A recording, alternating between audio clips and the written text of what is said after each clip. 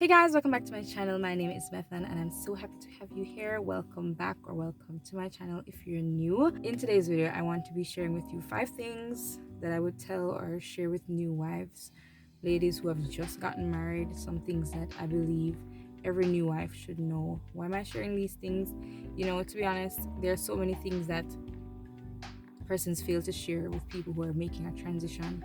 And you see, you're not fasting anybody's business, You are just being helpful, because if you look in your life right now, I am sure that there's a stage in your life where you're making a transition, you are doing something, and you wish somebody would have shared even a little tip or a little advice with you to make the journey easier, to bring you into a more alert state as to what to expect. So that's what I'm going to be doing today. I'm going to be sharing 5 things. Before I get any further into this video, don't forget to like, share, comment, and subscribe.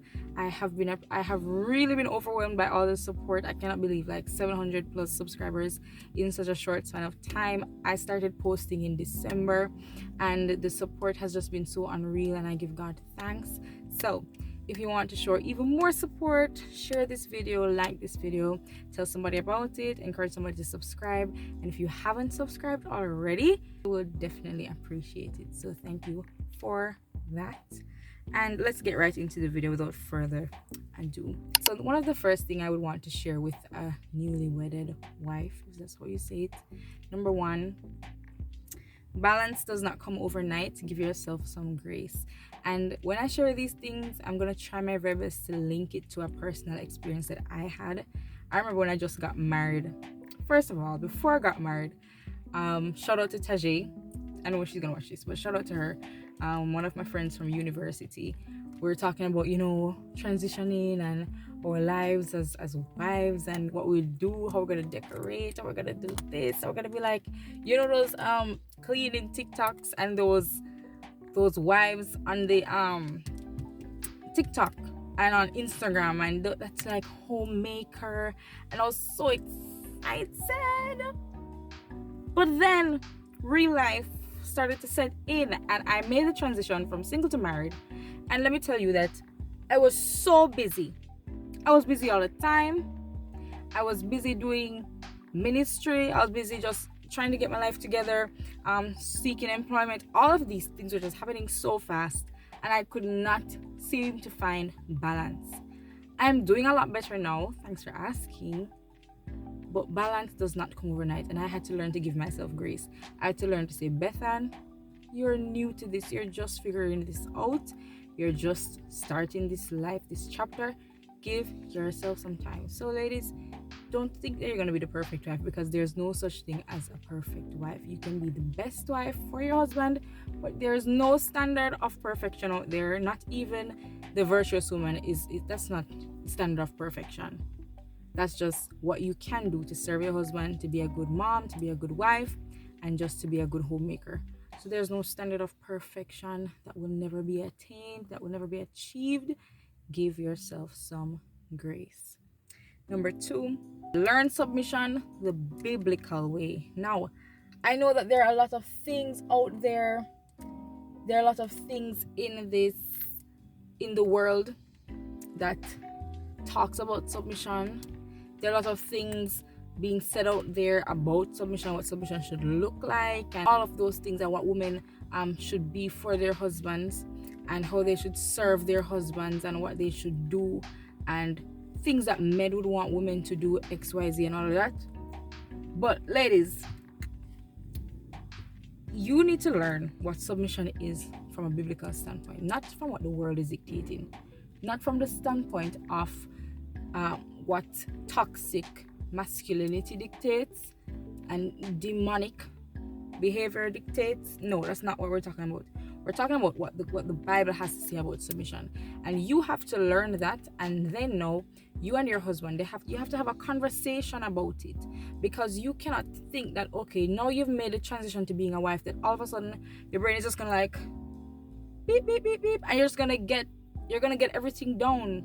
No, It has to be a learning process, and a conversation has to be had, and proper study of the word of God in understanding what it means to be submissive to your husband. Because it is not, listen, of all the things that are out there, it is probably not even close to what the Lord would want it to be for you within the context of marriage, right? So learn submission the biblical way. And may I extend that to say, any principle for marriage, any concept, anything that is attached to marriage, learn it the biblical way. At the end of the day, God was the one that instituted marriage. God was the one that brought man and woman together in the context of marriage, in the institution of marriage. So you have to seek him first for that.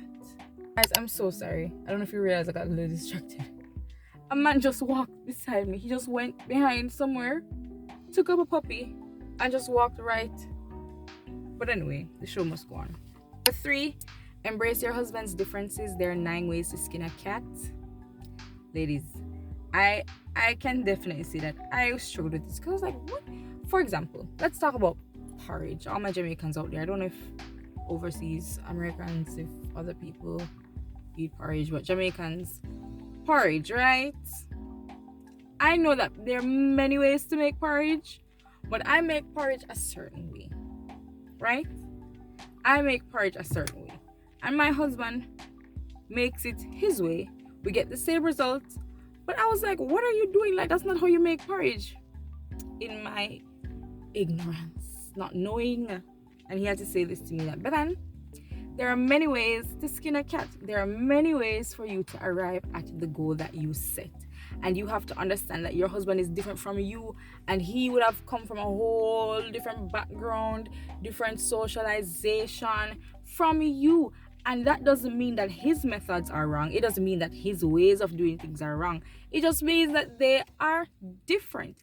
And the beauty about marriage is you get to be in such a close space, close proximity with somebody, to learn from them and to learn different ways to accomplish the same thing. So don't frown on the differences of your husband. Embrace it, learn from it, use it as a light moment, as a bonding moment.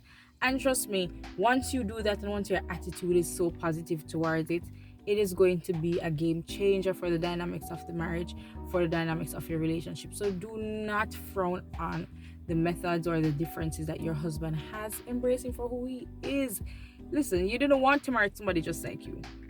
You wanted difference, and you wanted to marry somebody who would complement you and who would help you and assist you to grow. So embrace his differences. Don't frown on them. Number 4, and this is probably one of the harder realities that I would have had to deal with. That I would have had to deal with. Come on, English. I would have had to deal with upon getting married, is that the relationships that you have with other persons may or may not change, and that's okay, because of the change in your life, things will be affected. So you'll probably realize that persons that used to talk to you a lot, they don't really talk to you anymore. Persons that you would used to talk to often, you don't really reach out to them anymore like that, because there has been a shift in your priority, the way you relate to some people. That's different. For example, and this is just plain out there, the relationship you have with your parents, you don't have that same relationship anymore. You are now answerable to your husband, ladies. You're not answerable to your parents anymore. So the things that you wear, the things that you like, how you spend your money, how you manage your finances, that is completely between you and your husband. Now, that has nothing to do with your parents. And as Christians, you know that first and foremost, you're not bringing reproach to the name of the Lord, right?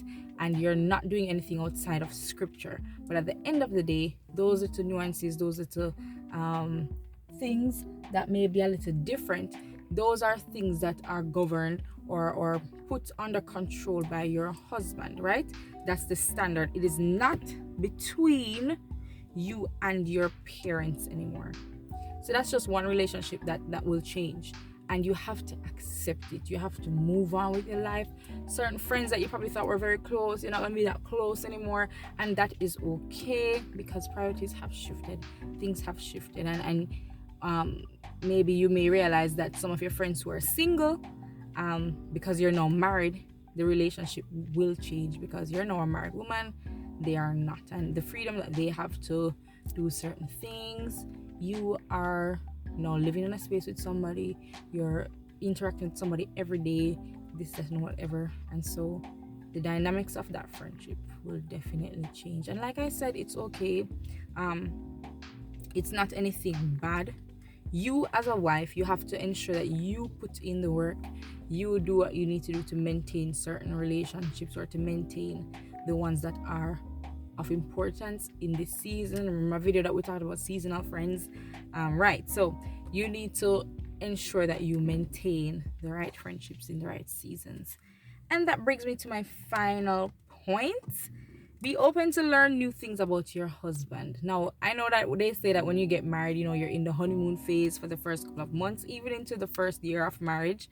So you're not really so peculiar about certain things that your husband does. And you're not really looking to say, that irritates me. You're just like, oh my gosh, he's my man, my man, my man. And you're just so happy and everything. You're just so excited and everything. So maybe you may not look at these things in a certain light just yet, but trust me, it will come. There'll be some things that your husband does that you're like, who is this? I'm sorry, I don't know who this man is, right?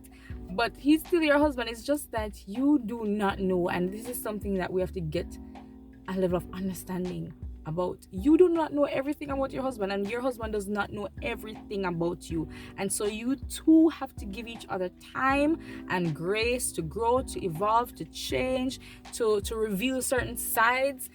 Persons always say in Jamaica, see me and live with me are two different something. And it's so true, because there are certain things that you will never be exposed to, and certain things will never come up in any conversation. So it's not deception, it's not you being fake, it's not you hiding away a side of you. It's just that life would not have afforded for this to be put on the front table, or on the forefront of the conversation. And that is okay. Listen, that is okay. Human beings don't need permission to change, to grow, to evolve. Now, within the context of marriage, for example, if I want to start getting up at 5 a.m. every morning, working on that productive girl lifestyle, definitely I would have to share that with my husband, because I'll say, babe, I'm trying to get into my productive girl era, this, and what have you, because I'm sleeping in the space with him. When my alarm goes off at 5, he's going to be affected. And it's just basic communication, and he now has the opportunity to support me by me communicating that. You're now holding him captive to something that he probably has never said to you, rightly so, he has never said it. But at the same time, you are in no position to demand answers as to why this has never come up, or to demand answers as to why he never said this, or saw it fit to tell you, or this, No, be open to learning new things. You don't know everything about your partner.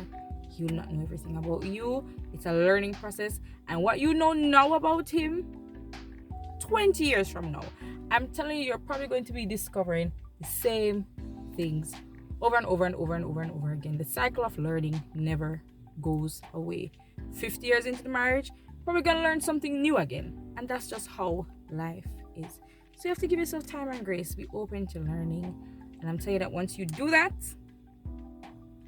the space is going to be a lot healthier to foster new growth, and to foster just peace and acceptance, and love. And that's just going to cover everything and allow you guys to feel appreciated and accepted in the space that you're in.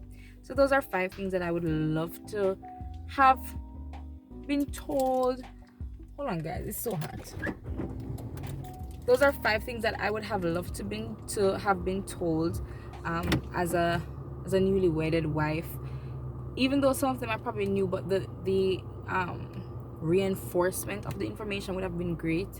And I'm telling you, see, we're never too experienced to not receive any help or advice. We're never too knowledgeable to not receive any more knowledge. Person's experiences are very important to help us to get to where we need to go. And persons may say, Beth-Ann, why are you doing this? Why are you sharing this? Why are you talking about this? And you're a newly wedded wife. The fact of the matter is, I have learned a lot, and I would have walked a path that persons have not walked yet, and I would have garnered information that persons have not garnered as yet. And the love in my heart and just the care in wanting to help another sister, that is what pushes me to do this, along with the instruction of the Lord that I should use my voice to help somebody, use my wisdom to help somebody, use my experiences to help somebody. And I have been just walking in obedience and just doing that as He prompts me, as He leads me. And I encourage you, if you have experience in an area, you don't need to wait 50 years to start sharing your experience. You don't need to wait 60 years to write a book. If you have experience, you can go right ahead to share what you need to share, because persons are waiting to hear from you. Persons are waiting to be inspired. Persons are waiting to glean knowledge from you. So I encourage you today, whatever you need to do, write the book, start a YouTube channel, post on your status, post on your story, reach out to somebody to lend a helping hand, whatever it is, I encourage you to do so. So that's all I have for you guys today. With that being said, thank you so very much for watching this video, and I'll see you in my next one. Take care of yourselves. Bye.